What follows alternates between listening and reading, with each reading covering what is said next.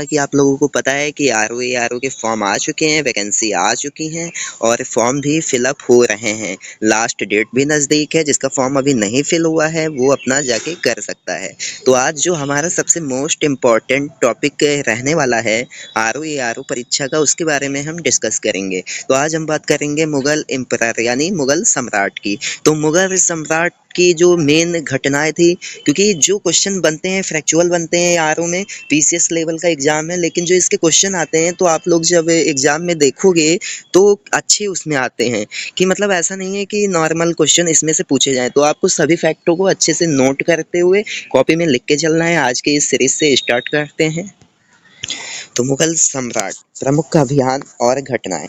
तो सबसे पहले क्या हुआ, आप लोगों को पता है कि जो बाबर है 1526 में वो इब्राहिम लोदी और अफगान समर्थकों को हराया था। मतलब वो भारत में जो अफगान के समर्थक थे, वो इब्राहिम लोदी का जो शासक था, पानीपत के मैदान पे उसको 1526 में क्या किया, पानीपत का। 1527 की बात करेंगे तो उसने खानवा के युद्ध में राणा सांगा राजपूत राजाओं और उसको समर्थकों को हराया था।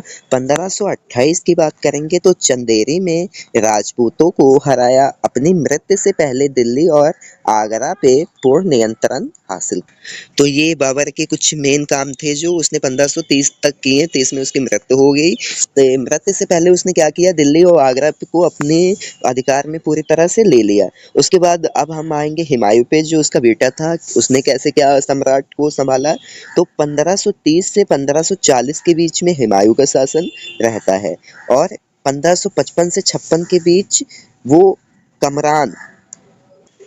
40 में क्या होता है कि जो चौसा का युद्ध होता है कन्नौज का, उसमें दोनों में हुमायूं हार जाता है। तो हराता उसको कौन है, शेर खान। तो इससे उसको भागकर ईरान जाना पड़ता है। तो जब वो ईरान जाता है तो वहाँ पे वो कब तक, 1555 तक रहता है। 1555 में पुनः वापस आकर वो अपने साम्राज्य को स्थापित ही करता है कि 56 में दुर्घटनावश जीनू से, मतलब वो आपने सुना है कि वो लाइब्रेरी जा रहा था और उसकी मृत्यु हो जाती है, उसकी जीनू मतलब जो सीढ़ी थी उस पे चढ़ने से। तो ये था मुगल साम्राज्य में हुमायूं और बाबर का। अब हम अकबर के बारे में जानेंगे। अब हुमायूं की बात करेंगे तो जो हुमायूं था वो बहुत ही अच्छा शासक तो नहीं साबित हुआ, लेकिन कुछ हद तक उसने भारत पे राज किया। उसके बाद जो उसका पुत्र आता है अकबर, उसकी कहानी काफी रोचक रही। उसने 1556 से 1605 तक के शासन किया। 13 वर्ष की आयु में सम्राट बना। ये क्वेश्चन काफी ज्यादा नॉर्मल है, ये सभी को पता होगा जो अकबर का इतिहास जिन्होंने पढ़ा है। उसके शासनकाल को हम 3 भागों में, तो आप अंदाजा लगा सकते हैं कि 1556 से शासक बना, 1605 तक उसने शासन किया। तो उसके शासनकाल को 3 अवधियों में बांट दिया गया। पहली अवधि 1556 से 1570 के मध्य। अकबर अपने संरक्षक बैरम खां और अपने घरेलू कर्मचारियों से स्वतंत्र हो गया। उसने सूरी और अन्य अफगानों निकटवर्ती राज्यों मालवा गोंडवाना तथा अपने सौतेले भाई मिर्जा हाकिम और उज़बेकों के विद्रोहों को दबाने के लिए सैन्यकरण अभियान चलाए। कहने का तात्पर्य यह है कि जो उसके भाई थे और जो उसके निकटवर्ती राज्य थे, तो सब चाहते थे कि मतलब अकबर को दबा दिया जाए, क्योंकि अकबर 13 वर्ष की आयु में शासक बना था। लेकिन ऐसा नहीं हो सका। उसने सैन्य अभियान चलाया और सब पे विजय पाई। 1568 में सिसोदियों की राजधानी चित्तौड़ और 1569 में रणथंभौर पर कब्जा किया। तो रणथंभौर पे कब्जा किया 1569 में। तो ये क्वेश्चन काफी ज्यादा इंपॉर्टेंट हो सकते हैं कि सिसोदियों की राजधानी चित्तौड़। अब ये भी यहाँ से एक क्वेश्चन बन सकता है कि चित्तौड़ किसकी राजधानी थी, तो सिसोदियों की। इसको कब, 1568 में। और उसके बाद जो रणथंभौर था उसको 1569 में कब्जा कर लिया। उसके बाद है 1570 से 1585। तो ये मध्य युग था उसका, क्योंकि उसको 3 भागों में बांटा गया था। तो इसमें क्या होता है, 70 से 85 के मध्य गुजरात के विरुद्ध सैन्य अभियान चलाए, क्योंकि गुजरात से उसे विरोध की बू आ रही थी। तो उसने वहां से सैन्य अभियान चलाए, जिन्हें 1579 से 80 में मिर्जा हाकिम के पक्ष में हुए विद्रोह और जटिल कर दिया।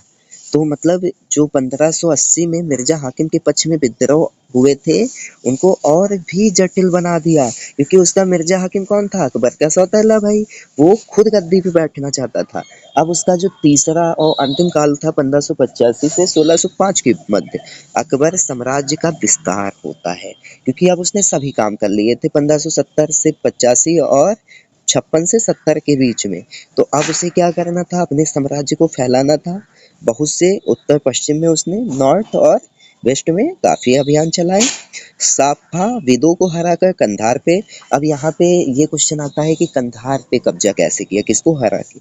तो सफाविदों को, और कश्मीर को भी अपने उसमें ऐड कर लिया। किसने? अकबर ने। मिर्जा हाकिम की मृत्यु के पश्चात काबुल को भी उसने अपने राज्य में। अब देखो, मिर्जा हाकिम काबुल में था, तो उसको भी जब उसकी मृत्यु हुई तो अकबर ने खुद मिला दिया। दक्कन ने अभियानों की शुरुआत हुई। बरार खानदेश और अहमदनगर के कुछ हिस्सों को भी उसने अपने राज्य में मिला लिया। अपने शासन के अंतिम वर्षों में अकबर की सत्ता राजकुमार सलीम के विद्रोह के कारण लड़खड़ाई। यही सलीम आगे चल के सम्राट जहांगीर बने। तो आपने अनारकली की कहानी तो सुनी ही होगी। तो इन्हीं कुछ कारणों के वश वहां पे उनकी सत्ता में कुछ दिक्कतें आती हैं, लेकिन बाकी सब क्या था? सही चल रहा था, कोई समस्या नहीं थी। अंतिम 10 वर्षों में अकबर अपने पुत्र सलीम की वजह से काफ़ी दिक्कत में आए, और इसका ये भी कारण था कि अकबर की एक जो एज है वो लिमिट हो चुकी थी, और क्या कहते हैं, जहांगीर जो था वो अपने उत्थान पे था, मतलब अभी उसका विकास हो रहा था, उसे अच्छे बुरे की जो समझ थी वो अच्छे से नहीं थी। तो आई होप आपको ये चीज़ें अच्छे से समझ में आई होंगी। मिलते हैं नेक्स्ट वीडियो में। ये वीडियो आरओ परीक्षा के लिए बहुत ही इम्पोर्टेंट होने वाला है, क्योंकि इसमें केवल आरओ परीक्षा की ही तैयारी से रिलेटेड चीज़ें बताई जाएंगी और दिखाई जाएंगी।